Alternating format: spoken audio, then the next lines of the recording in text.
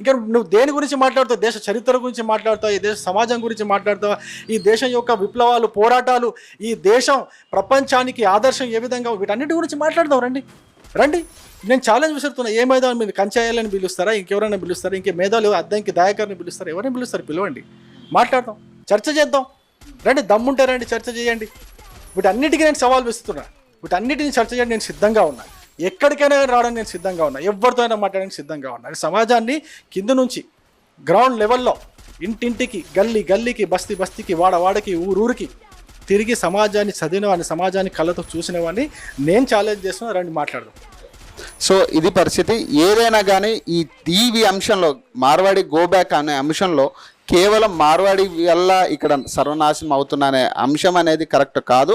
ఖచ్చితంగా దీనికి సంబంధించి మేధావులు ఎవరు వచ్చినా కూడా నేను రెడీ అంటూ రవికుమార్ గారు సవాల్ చేస్తూ ఉన్నారు. సో మరిన్ని అప్డేట్స్ కోసం చూస్తూనే ఉండండి. ఓకే.